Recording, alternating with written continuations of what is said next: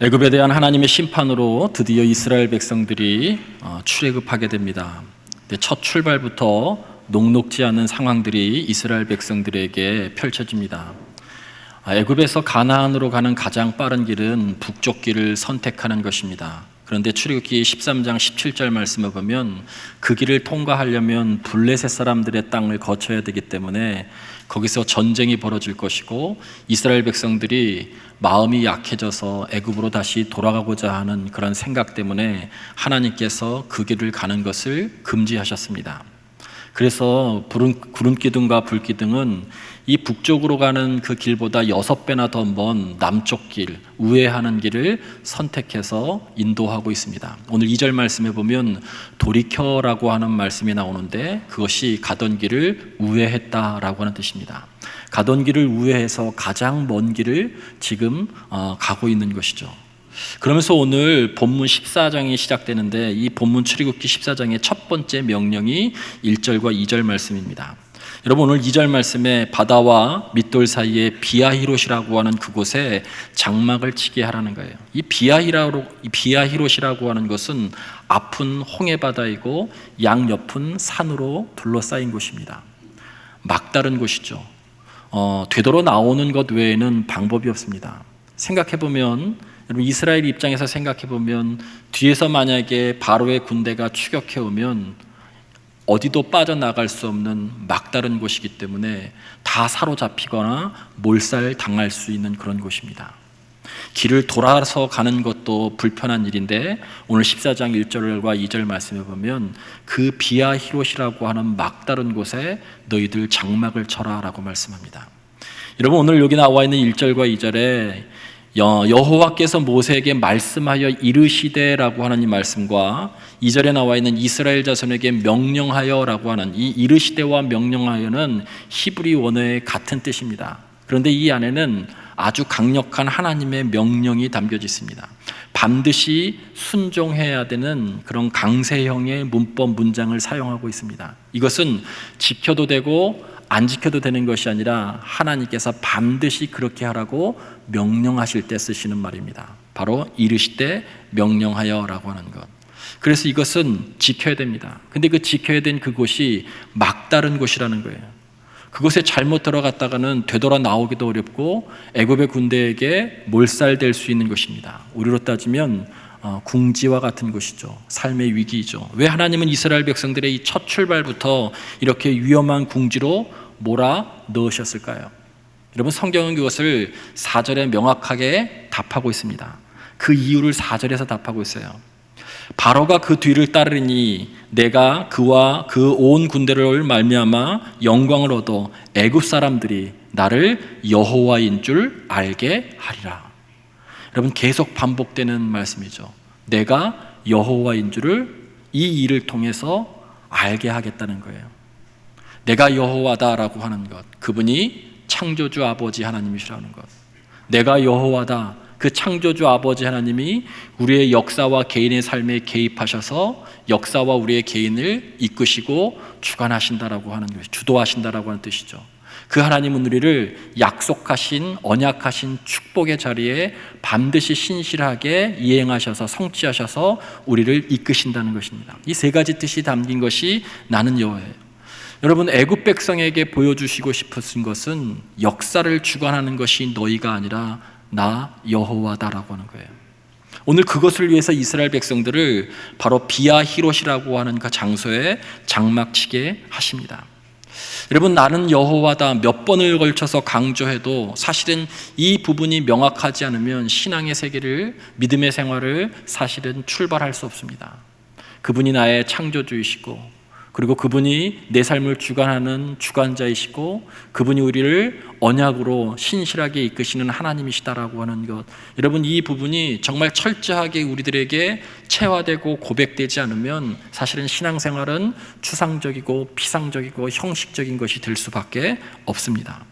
이것은 우리가 반드시 명확하게 해야 될 신앙 고백이죠. 이 고백이 있은 후에 하나님과 동행하는 삶을 살게 됩니다.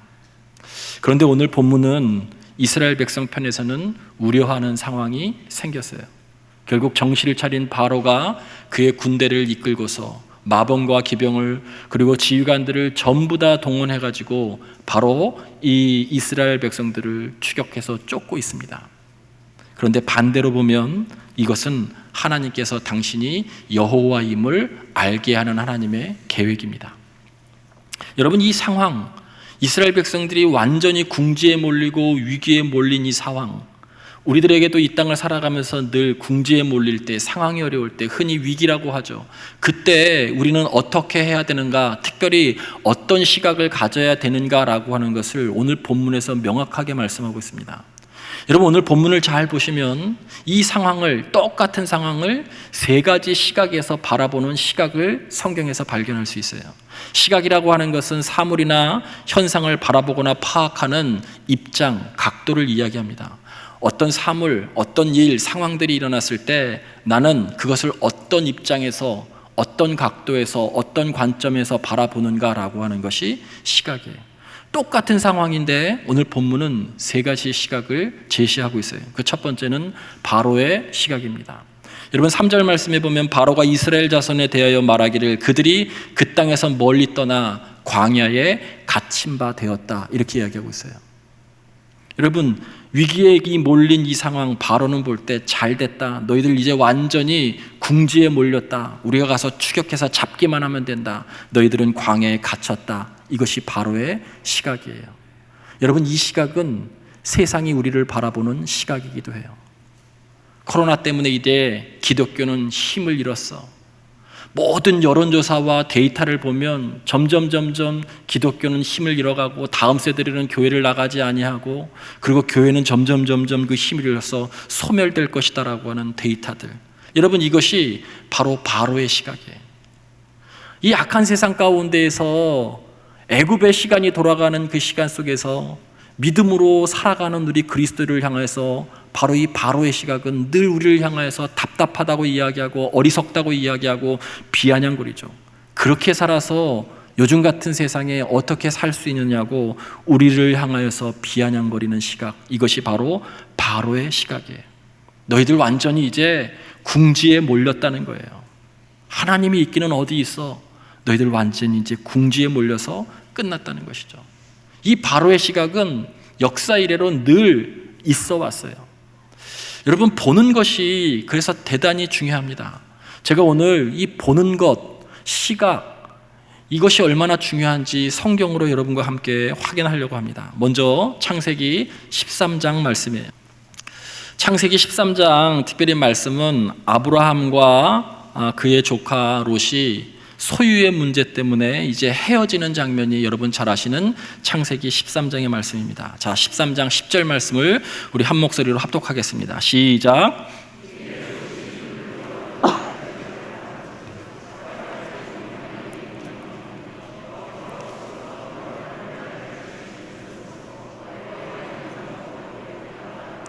자, 저기에 바라본즉 나와 있죠. 바라본즉. 이제 자기가 갈 길을 선택하는데 롯은 자기 스스로가 눈을 들어 요단 지역을 바라본즉, 바라보았다는 거예요. 그가 선택한 것은 소돔과 고모라예요. 눈에 보기에는 여호와의 동산 같고 애굽의 풍요로운 땅과 같아요. 그러나 종국에는 불로 심판받을 소돔과 고모라였다는 거예요. 그가 바라본 것, 그가 육적인 눈으로 바라봤다는 것이죠. 그런데 똑같은 상황에서 14절에 여러분 14절 말씀 함께 합독해 볼까요? 시작.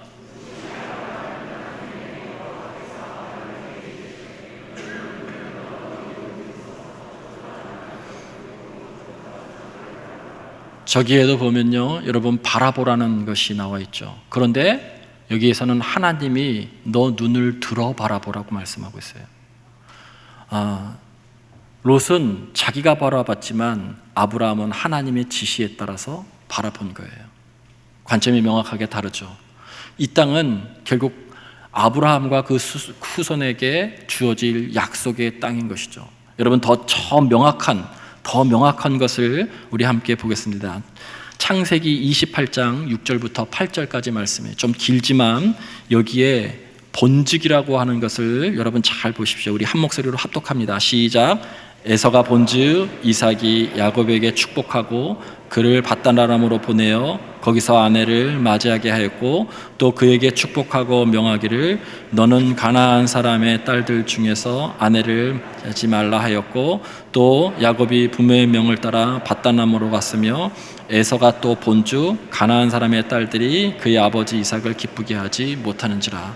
여러분 여기에 계속 본즉이 나오죠. 본즉, 보았다는 거예요. 누가 보았냐면 에서가 보았어요. 이 에서가 본 것은 육적인 관점에서 본 거예요. 이것을 히브리어 원어에는 블레포라고 발음해요. 육적인 관점에서 세상을 바라보는 거예요. 그래서 아버지가 원하지 않으셨던 가나안 사람의 딸을 얻게 되는 거예요. 그래서 아버지의 근심이 되는 것이죠. 자, 그런데 야곱이 본 것이 바로 똑같은 장에 바로 12절과 13절에 나와요. 자, 우리 한 목소리로 합독합니다. 시작. 꿈에 본즉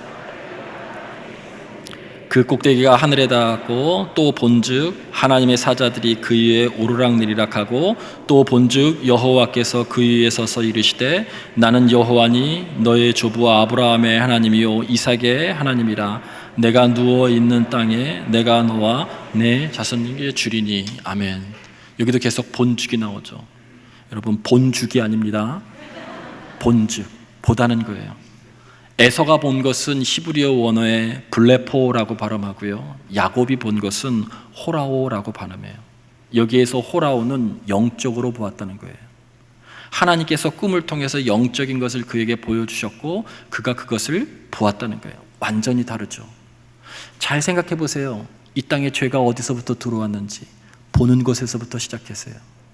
창세기 3장 6절에 죄의 시작을 알리는데 그 여자가 하와가 본즉 하나님께서 먹지 말라고 하는 선악과와 보암직도 하고 먹음직도 했다고 나와 있어요. 거기에도 본즉이 나와요. 보았다는 거죠. 불순종의 눈으로, 육적인 욕망의 눈으로 그렇게 보기 시작함으로 인해서 결국 우리의 삶에 죄악이 들어왔어요. 여러분, 보는 것이 열려야 신앙의 생활이 열립니다. 신앙의 성숙이라고 하는 것은 하나님의 섭리를 깨닫고 그 섭리가 내 삶에 체화되는 것이 신앙의 성숙이에요. 우리는 이 땅에 살아가면서 세 가지 이치를 통해서 성장하고 성숙합니다. 사람과 사람이 만나서 합리를 배우게 돼 있어요. 합리적 사고를 하게 되고 합리적인 관계를 맺게 되죠. 그리고 또 하나는 자연을 보면서, 사람이 자연을 보면서 자연의 순리를 보면서 내가 어떻게 살아야 될지를 또 보게 되죠. 또 한 가지는 섭리예요. 하나님과 우리 인간 사이의 섭리를 통해서 결국 우리가 성장하고 성숙합니다. 사람과 자연은 눈에 보이는 것, 눈에서 이렇게 보이는 것이지만 섭리는 그때 나타나지 않아요. 다 지나고 난 다음에 이 과정 가운데 되돌아보니까 하나님이 내 삶에 역사하셨구나, 하나님의 손길이 계셨구나, 하나님의 개입이 계셨구나, 그래서 내가 여기까지 왔구나라고 하는 것을 고백하고 인정하게 되는 것, 그것이 섭리예요. 섭리의 신앙. 그 섭리의 시장을 우리들이 체화할 때 비로소 여러분 보이지 않는 세계가 열리기 시작하는 거예요. 보이지 않는 세계가. 그래서 보는 것이 깨닫는 것이고 깨닫는 것이 보는 거예요. 깨달았다라고 하는 것은 그냥 마음속에서 뭘 느꼈다는 것이 아니고요, 보이지 않던 것이 보이는 거예요. 하나님의 손길이 되돌아보니까 내 삶에 있었던 것이 보이기 시작하는 것이죠. 그 관점으로 이제 세상을 보기 시작하는 거예요. 그것이 신앙이 점점 성장하고 성숙하는 것이죠. 하나님의 더 깊고 선한 뜻, 하나님의 섭리, 하나님의 계획을 발견해 나가는 것, 그것이 여러분 섭리의 신앙이고 성장하는 거예요. 하나님은 이스라엘 백성에게 지금 그 훈련을 하고 계신 거예요. 그런데 이 똑같은 위기의 상황에서 이 세상에 바로의 시각이 있어요. 근데 또 한 가지 시각을 10절에서 말씀하고 있는데 그것이 이스라엘의 시각이에요. 이스라엘 백성들의 시각. 10절 말씀해 보면 바로가 가까이 올 때, 이제 애굽의 군대가, 그 어마어마한 군대가 궁지에 몰려있는, 갇혀있는 그 이스라엘 백성들에게 가까이 올 때 10절에 정확하게 나와 있어요. 이스라엘 자손이 눈을 들어 본즉, 또 나오죠. 이 상황을 지금 본 거예요. 앞은 홍해바다고 양쪽은 산이고 이제 뒤에서는 애국 군대가 쫓아오고 있는 이 위기의 상황, 이것을 그들이 보았다는 거예요. 상황을 스스로 판단했다는 것이죠. 그들이 상황을 판단한 결과는 뭐냐면 그들 앞에 두려움이 엄습해 왔어요. 성경에 두려워하고 심히 두려워했다고 나와 있어요. 그리고 그 다음에 나와 있는 것이 원망이에요. 원망. 여러분, 인간의 판단으로 위기를 보면 볼수록 아무리 상황을 보고 또 보아도 인간이 할 수 있는 것은 여러분 두려워하는 것이고 원망하는 거예요. 원망은 남의 탓하는 거예요. 남의 탓. 그래서 모세를 원망하고 하나님을 원망하죠. 이런 사람들의 특징이 또 하나가 있는데 원망을 대단히 문학적으로 잘한다는 거예요. 말을 대단히 잘해요. 우리에게 매장지가 없어서 여기까지 끌고 나왔느냐, 그 애굽에 있었으면 결국 애굽에서 섬기고 그 땅에서 잘 살지 않았느냐. 여러분, 이것이 우리 주변에 믿음의 생활을 하는 사람들에게도 나타나는 현상이에요. 원망과 불평이 많으신 분들 있죠. 무엇을, 어떤 상황을, 어떤 일을 바라볼 때마다 시각이 삐뚤어져 있고 부정적이고 원망하고 불평해요. 그들은 늘 부정적이고 말할 수 없을 정도로 부정적이고 모든 것이 부정적이에요. 바로 그런데 그것이 얼마나 무서운 결과를 초래하는가도 성경은 잘 말씀하고 있어요. 민수기 10장 22절 말씀에 보면 하나님께서 이스라엘 백성들을 향해서 내 영광과 애굽과 광야에서 행한 내 이적을 보고도 이같이 10번이나 나를 시험하고 내 목소리를 청종하지 않았다라고 말씀해요. 여기 10번이라고 하는 것은 횟수를 의미하는 것이 아니에요. 계속해서라고 하는 뜻이에요. 히브리어는. 한번 원망하기 시작하면요, 한번 부정적으로 무엇을 보기 시작하면 사람의 죄성은 끊임없이 남의 탓을 해요. 이 상황이 내 탓이 아니고 너 탓이라는 거예요. 이 가정의 지금의 상황이 내 탓이 아니고 남편 탓이라는 거예요. 이 회사의 상황이 내 탓이 아니고 결국엔 너의 탓이라는 거예요. 이 교회의 혼란의 상황이 내 탓이 아니고 너 때문이라는 거예요. 결국 근데 그 원망과 불평, 남의 탓을 하는 그 결과가 뭐예요? 그 사람들 모두 다 광야에서 죽었다는 거예요. 불평이 끊임없는 불평을 낳고 부정이 끊임없이 부정을 낳으면서 결국 그것 때문에 영적으로 점점 모두가 죽어간다는 것이죠. 그래서 이 원망, 부정적인 시각이 대단히 여러분 무서운 것입니다. 이스라엘 백성들은 아직 내가 여호와다라고 하는 이 신앙 고백이 온전히 체화되지 않았어요. 그래서 하나님의 섭리를 보지 못하고 지금 눈에 보여지는 주어진 상황 앞에 우리는 완전히 궁지에 몰렸다. 그래서 두렵고 불평하고 불만하고 지도자를 원망했다는 것이죠. 그래서 결국 이들은 자신들이 불평한 대로 광야에서 모두 죽었어요. 자, 똑같은 상황임에도 불구하고 세 번째 시각이 오늘 13절과 14절에 나와요. 이것은 모세의 시각이에요. 모세가 백성에게 이르되 너희는 두려워하지 말고 가만히 서서 너희를 위하여 행하시는 하나님의 구원을 보라. 하나님이 너희를 위해서 싸우시는 구원을 보라. 너희가 오늘 본, 이것은 상황이죠. 너희가 오늘 본 애굽 군대가 쳐들어오는 이 상황, 애굽 사람들을 영원히 다시 보지 않게 될 것이다. 보다라고 하는 것이 세 번에 걸쳐서 강조됩니다. 그런데 여기서 제일 강조하는 것이 너희를 위하여 싸우실 하나님의 구원을 보라는 거예요. 이 어려운 상황 속에서도 우리에게 신실하게 언약을 이끌어 나시고 우리를 가나안 땅 축복의 땅으로 복된 자리로 이끌어 주실 그 하나님을 신뢰하면서 그 하나님이 어떻게 행하시는지 보라는 거예요. 우리가 정말 설교 시간에 식상할 정도로 듣는 말씀이 있죠. 우리가 아무것도 할 수 없는 그 자리에 하나님이 일하기 시작하는 시작의 시점이다라고 하는 얘기. 너무 식상하죠, 많이 들어서. 근데 그게 맞는 말이에요. 여러분, 그때 비로소 하나님이 내가 여호와다라고 하는 것을 알게 하시는 거예요. 모세는 이전보다 한층 더 성장해서 성숙해서 이제 하나님의 시각으로 상황을 보기 시작했고 하나님의 관점에서 말하기 시작했어요. 원망하고 불평하는 이스라엘 백성들과는 달리 너희들이 이제 너희를 위하여 싸우실 하나님의 구원을 보라. 너희가 지금 보고 있는 저 애굽 군대는 다시는 보지 못하게 될 것이다. 그는 하나님의 시각에서 선포하고 있고 이스라엘 백성들에게 말하고 있다는 거예요. 비아히롯, 막다른 곳이죠. 여러분, 우리의 삶 가운데에도 이렇게 막다른 곳에 놓일 때가 있어요. 열심히 일했음에도 불구하고 일이 풀리지 않는 어떤 그 막다른 곳, 열심히 살아왔음에도 불구하고 정말 앞이 보이지 않는 그 막다른 곳, 그리고 이것은 아닌데 하느라고 했는데 왜 주변 상황은 왜 계속 이렇게 나빠지는지 그런 마음이 들 때가 있어요. 그것이 우리가 다 막다른 곳에 다 도달한 거예요. 여러분, 이때 붙들어야 될 가장 중요한 말씀이 오늘 4절과 13절과 14절이에요. 내가 여호와다. 이제부터 내가 너의 삶에 개입해서 너희를 이끌어낼 것이다. 너희를 주도할 것이다.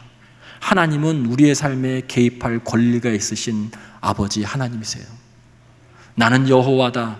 내가 이제부터 너희들을 이끌어내겠다. 그러니 너희는 내가 어떻게 너희를 위해 싸우는지 그 구원을 보라는 거예요. 또 한 가지 정말 중요한 말씀이 두 번에 걸쳐서 반복됩니다. 저는 이 설교를 준비하면서 이 말씀이 저에게는, 저의 적용에는 가장 마음에 와닿는 말씀이에요. 가만히 서서 가만히 있으라. 두 번에 걸쳐 말씀하죠. 하나님께서 어떻게 행하시는지 가만히 있으라는 거예요. 믿음은 때로는 가만히 있는 거예요. 그런데 히브리 원어에 보면 이 가만히 있다라고 하는 것은 그냥 가만히 있는 것이 아니라 여기에 몇 가지 행동이 나와요. 행동을 함으로써 가만히 있으라는 거예요. 첫 번째는 하나님의 뜻을 신뢰하라라고 하는 것, 그 신뢰하면서 어떻게 행하시는지 가만히 보라는 거예요. 두 번째는 혀를 물고 가만히 있으라는 거예요. 왜 그러냐면 위기의 상황 때 인간의 죄성은 원망하기 때문에 그래요. 혼란스러울 때 인간은 반드시 자기 의견을 주장하고 내고 그것을 통해서 뭔가 해결해 보려고 하기 때문에 그래요. 가만히 있으라라고 하는 히브리 원어 안에 담겨져 있는 두 번째 뜻은 혀를 물고예요. 그냥 말하지 말라는 것이 아니에요. 혀를 물고. 사람이 얼마나 말하고 싶겠어요. 그런 상황 가운데서 원인을 규명하려고 하고 뭔가를 평가하려고 하고 판단하려고 하고 그 판단을 통해서 나를 드러내려고 하고 그래서 자기가 무엇을 해결해 보려고 하고 말로써 그렇게 한다는 거예요. 그런데 혀를 물으라는 거예요. 꽉 깨물으라는 거예요.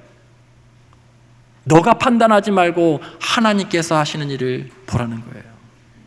말을 아끼고 자신의 자리를 굳건히 지키는 것이 신앙의 지혜예요. 그때 하나님께서 우리의 삶에 철저하게 개입하셔서 우리를 구원으로 인도하세요. 내가 너의 하나님이다. 내가 너의 여호와다. 내가 너의 창조주이다. 내가 너를 반드시 약속을 지켜서 언약을 지켜서 축복의 자리로 이끌어 줄 것이다. 내가 너의 삶을 이제 철저하게 개입할 것이고 인도해 낼 것이다. 나는 여호와다. 그때 보여주시는 거예요. 자, 오늘 여러분 본문의 맨 마지막 절을 한번 함께 마지막으로 합독해 보겠습니다.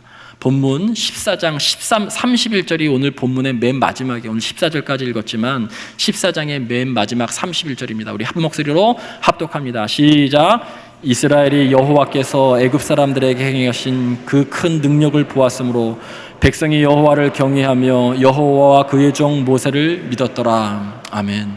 여러분, 여기도 뭐가 나와요? 그 큰 능력을 보았으므로.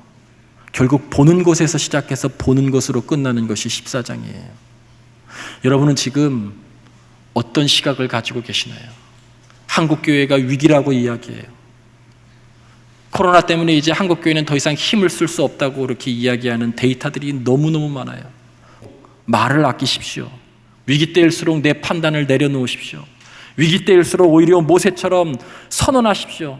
나를 위하여 싸우시는 하나님의 구원을 보십시오. 하나님께서 반드시 여러분을 생명의 길로, 복된 길로 이끌어 주실 줄 믿습니다. 그 하나님과 동행하시는 거룩한 하나님의 군대 되시기를 주님의 이름으로 간절히 축원을 드립니다.